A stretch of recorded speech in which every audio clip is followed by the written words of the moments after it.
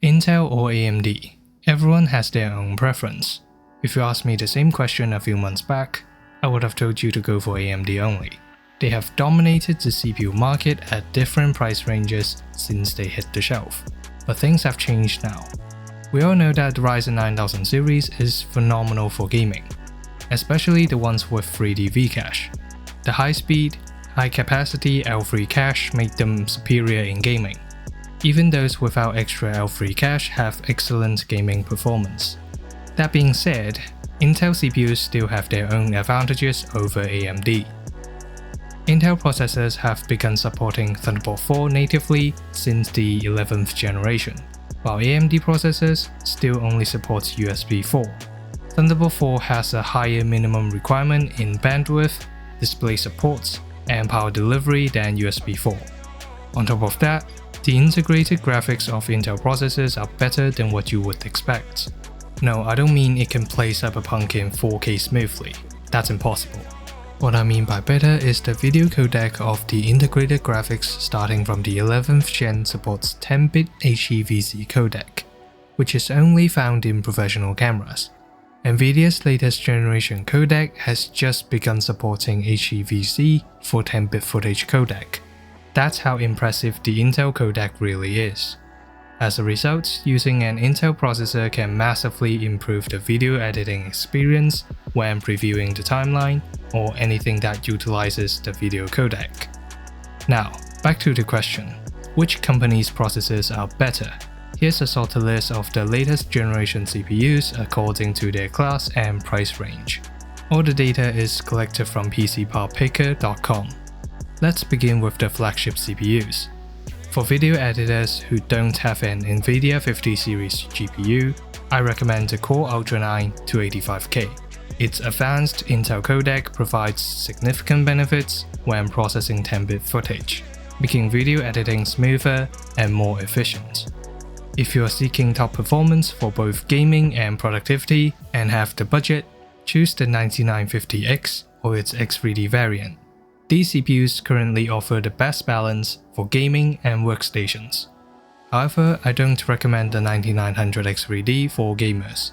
Its design uses the 3D V-cache on a 6-core CCD, resulting in poorer gaming performance compared to the 9950X3D and 9800X3D, which have the cache on an 8-core CCD instead. On the other hand, the 9900X is a pretty good CPU for its price, costing only $50 more than the 9700X for the performance level between 9950X and 9700X. Moving on to Ryzen 7 and Core Ultra 7.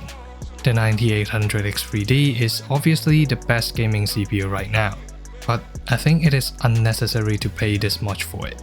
Most of the people having that CPU are not gonna cheap out on their GPU, meaning that they will most probably play in 1440p or even 4K. Higher resolution means that a GPU is likely to bottleneck the system before the CPU does. At that point, it doesn't matter whether you use a 9800X3D or a Ryzen 5 7500F. They will have similar performance in games with the same GPU. The 9700X is basically the same CPU without the 3D V-cache. You would expect it to perform better than Intel in games, but in reality it has similar gaming performance compared to the Ultra 7 265K, which costs $70 less. Not only the 265K can game, but it can also be used for video editing or any work that requires multi-threaded performance. Personally, the 265K is a better choice. It's cheaper while being an all-rounder processor. Don't have that much budget? The 9600X is a great option for budget gaming PC. There's barely any difference between the 9600X and 9700X in gaming. It's a great deal. How about the 245K from Intel?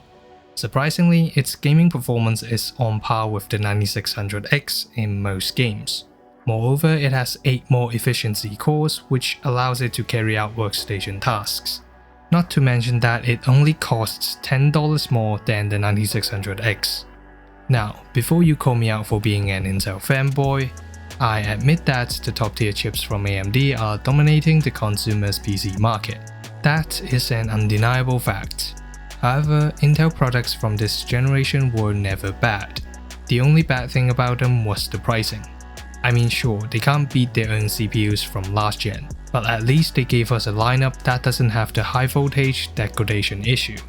As of now, their CPU's prices have dropped to a reasonable level corresponding to their performance.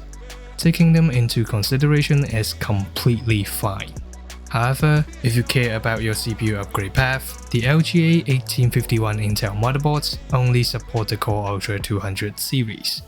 Although there has been rumors of the Arrow Lake refresh coming out Q4 this year will be using the same socket, but we don't know yet. If you prefer an upgradable socket for the next few years, AMD is currently a better choice as it promises new AM5 platform CPUs at least until 2027. Personally, that isn't much of a problem because normally nobody would change their CPUs every generation. By the time you really need an upgrade, you would have changed both your CPU and motherboard anyways. To wrap up everything in this video, AMD is mostly for gaming and the Ryzen 9 chips can also run workstation applications. Intel is an excellent all-rounder choice after the price drop, especially the 265K. It is on par with the Ryzen 7 9700X in gaming and performs much better in multi-threaded tasks at a lower price. It's an insane deal in my opinion. Hope I have helped you with your CPU selection in the last few minutes. Thanks for watching till the end. Make sure to like and subscribe and I'll see you in the next one.